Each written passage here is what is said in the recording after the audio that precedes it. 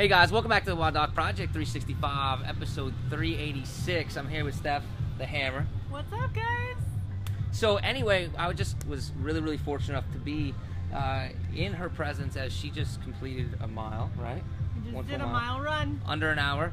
Now Steph is an adaptive athlete. She's actually one of the inspirations to pretty much all adaptive athletes out there, right? Thank you. So I think that it's really important to have her talk just a little bit about, you know, what exactly are some of the things that hamper you as an athlete, and first tell us a little bit about your condition and the things that you have to do that make it a little bit, you know, more difficult than the average everyday athlete. What's cool is that I am not only an athlete, but I'm also a coach. I'm a level 2 CrossFit trainer, and I'm the world's first CrossFit trainer with cerebral palsy. So it's a pretty cool honor to be able to have. But besides that, as an athlete, I have to think about what CP really is and how that's going to affect my body. CP stands for cerebral palsy, so basically I like to tell people that messages from my brain to the rest of my body don't function as fast as I would like them to. So if I wanted to they don't function as fast as I would like them to either.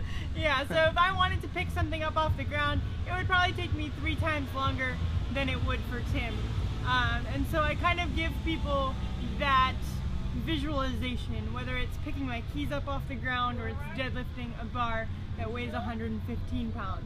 And so the neuromuscular systems are just a little bit different and the responses are a little different. So is it strength that's affected, or is it the ability to control like fine motor movement? It's not really the strength. I get the strength from the power of my muscles, right? Mm-hmm. So we think about if my feet don't have support, right? Or my back doesn't have support, that bar is not going to be able to go all the way overhead.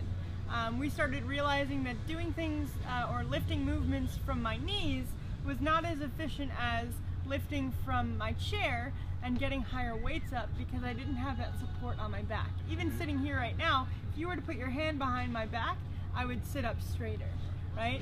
Because I have support there. That's just right? That's you and everybody though, right? Right. But if you were to let go of me, I would immediately collapse, right? Understood. And I can't control that. So about that turning on, turning off, that's what's really hard. And during the mile, you know, I had a bunch of people continually cueing me to pick my feet up or move right, move left. And that's not because I don't understand it. It's more for my body to understand those movements and the way that those muscles are supposed to be firing.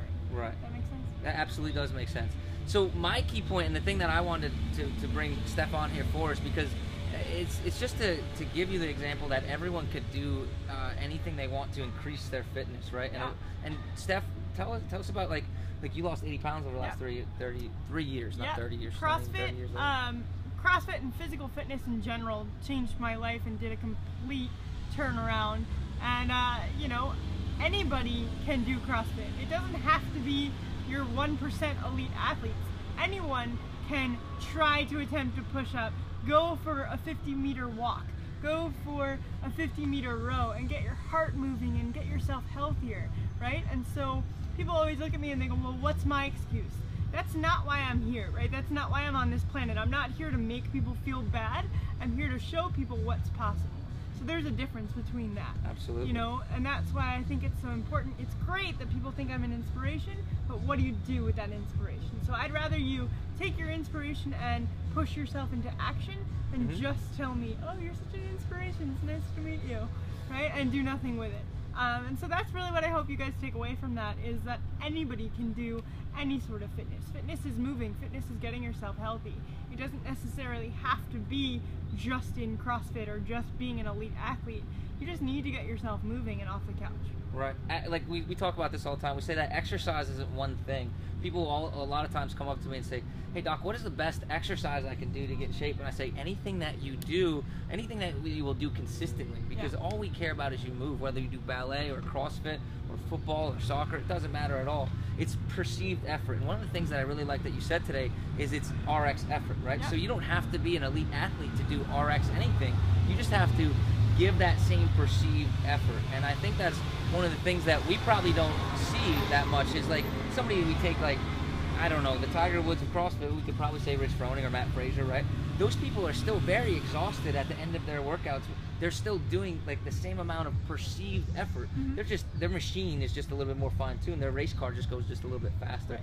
I drive a Geo Metro, they're race cars. You know what I mean? And I tell people all the time, I tell my athletes all the time, I really don't care what your weights are. If you decide that 8 pounds is heavy for you, that's cool to me.